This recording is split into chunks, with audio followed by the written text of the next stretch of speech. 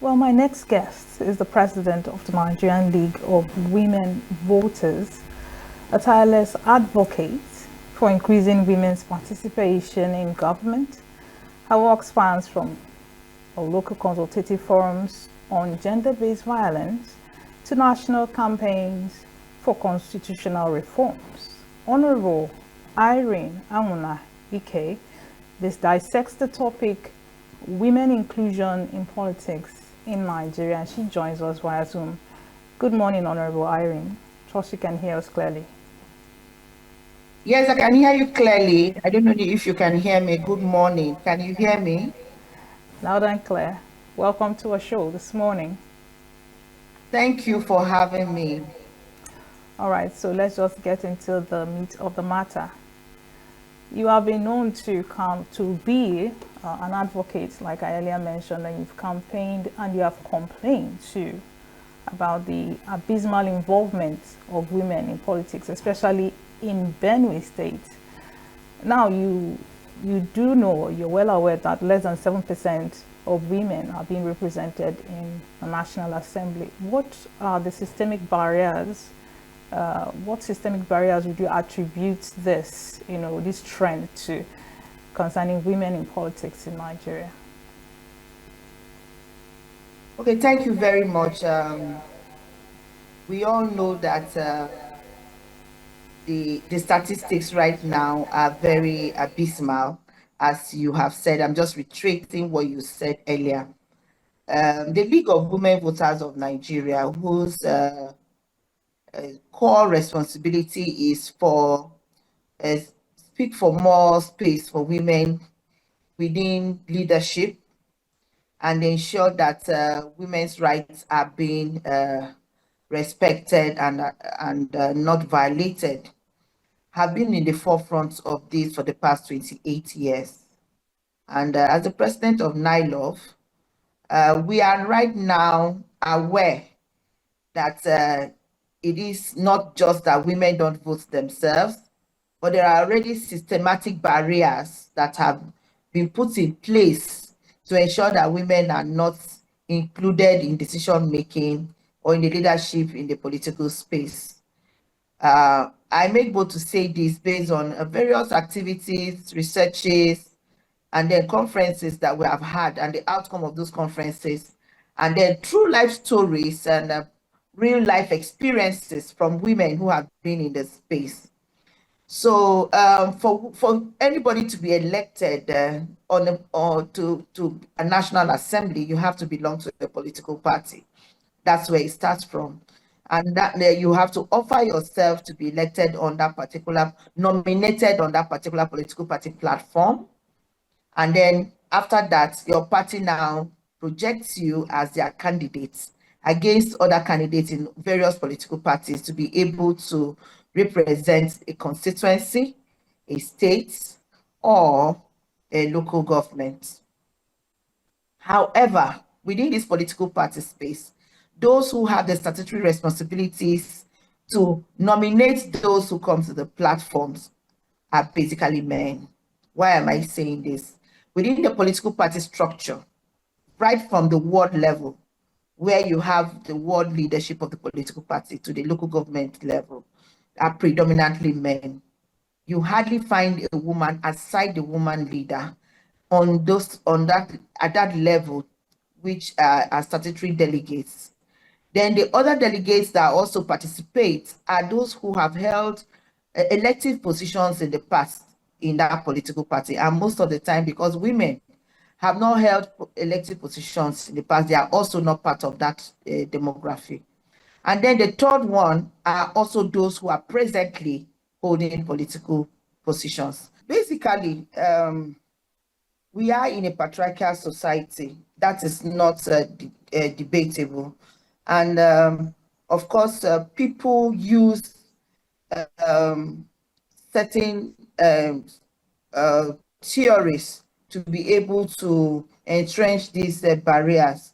For instance, these people who ensure that women are not included at that level of leadership at the party level, most of them give excuses like women are not available, traditional reasons, and then religious reasons. However, no religious scholar, being it Muslim, Christian, or traditional religions, have come out to establish that women are not they are not competent in leadership within their religious spaces. Even Islam talks about the mother of Prophet Muhammad, who was also a leader of a market and who was also a teacher, you know. And then we the Christians also do not have anywhere in the Bible that says that a woman should not be the leader explicitly. And then even in the traditional religion, I always say that the strongest priestesses in our various traditional religious communities are women, and men go to them to seek for powers to become powerful and leaders in our society. And so I see that it is just a way of ensuring that women are only used to get into power, but are not the ones at the helm of affairs in power.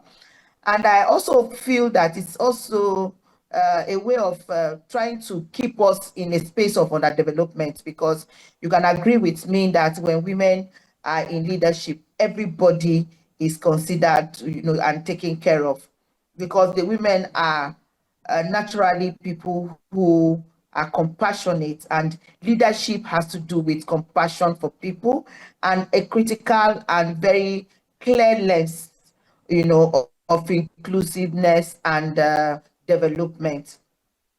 A society that has over half of its population out of the decision-making room is bound to fail, because not everybody will be, everybody's interests and the welfare will be, put into consideration. So I feel that they feel somehow threatened to have people who will bring development to the people. And of course, if you put them side by side, women who are very tenacious and very articulate, they feel threatened that these women will outshine them and then remove them from the space entirely, because everybody is endeared to development and a good life and good governance. Women are human. They are very humane. I mean to say, they are humane, and they are very compassionate. So for me personally, now I know I have learned from various experiences and school of thought that it is just a gang up, to ensure that women are not in the space. But and then I give excuses to some other men, because we also have he for she's in the space, who also try their best to see that within their space they do something very instructive and strategic to ensure that they bring women in the space, especially when it comes to appointments. Like we've had heard about the governor of Kwara State, who has 50% women in his government. Aside appointing them as commissioners, he has a good number of them at the local government level as chairpersons of the local government at the executive level. And these are things, and if you look at states, that have a lot of women in politics, in leadership, so to say, you would agree with me that they don't just bring to bear the inclusivity, they also bring to bear development for the states. You will see how many awards the Kwara State have won within the last 2 years into this present administration. You would agree with me also that they seem to have a peaceful environment in that state. So this is another thing that women bring to the table. They calm the nerves, they bring to the table peace and tranquility, because they are not agitators, they engage. Women they don't fight. They engage, they mediate, and they discuss issues. They profess solutions that are not kinetics, they profess solutions that are fair to everybody involved in the room. So apart from the fact that at that level they don't allow women to come into the room, they also don't have policies in place. Like even they don't respect already instruments that have been signed by Nigeria to ensure that women's rights are respected, and women are not discriminated upon. The 35% affirmative action is an example of one of those instruments.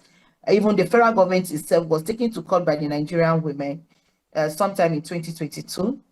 That during the Buhari's administration, Nigerian women won that case, and since then, the federal government has not even thought deem it fit, to implement the court order that ordered the federal government to ensure that across board, and when we say across board, for every appointment the federal government is making, it has to be 35% women inclusivity. But however, up till now, that has not been done. So the abuse of power starts from not respecting certain judiciary pronouncements that has to do with women.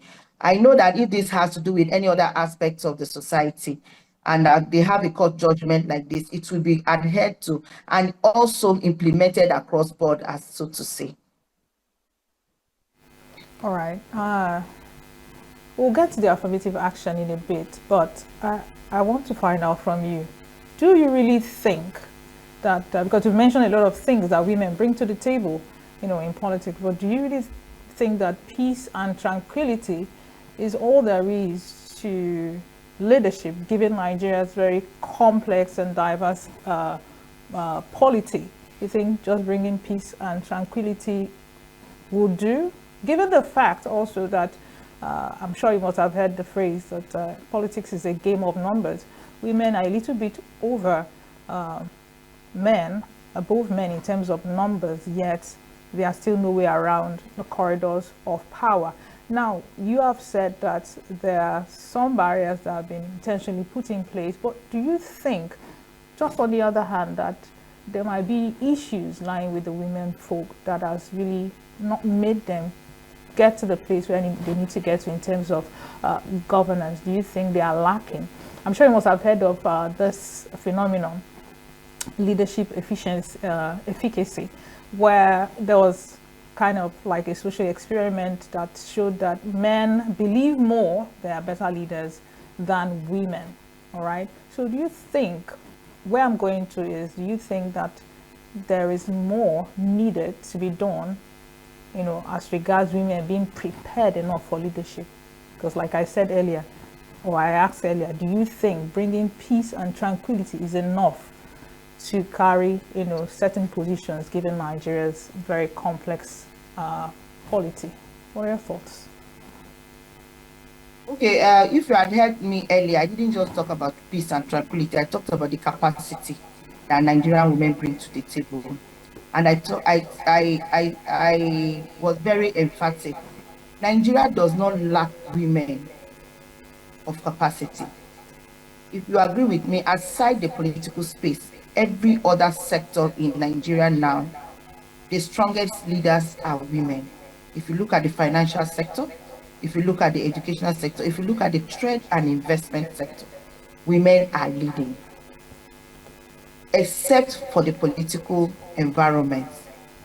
And it is not enough to say that peace and tranquility is a bedrock of any environment for development. Without peace, there can never be development. So it's a core value to be able to develop a society. However, I still insist that women in Nigeria we don't lack women of capacity to go into leadership. We have had a female speaker in Nigeria, Right Honorable Patricia Ete. Patricia Ete had a very peaceful leadership in the National Assembly until the men started scheming against her. They labeled her something that they couldn't prove until the courts exonerated her at the end of the day. We expected them to come out openly to announce that the court had exonerated Patricia Ete, but up to today, that has not been done. So I want to say that it is just the space on the table that the Nigerian women need in the political space to show their worth. We have also had other senators. We used to have Senator Itagyiwa, Mama Bakassi. We used to have Senator Oludumi. We've had them, and they've shown that their representation to the people was laudable. The only thing is the sustainability there, because men are always scheming to bring them down. Signature TV. News in your pocket.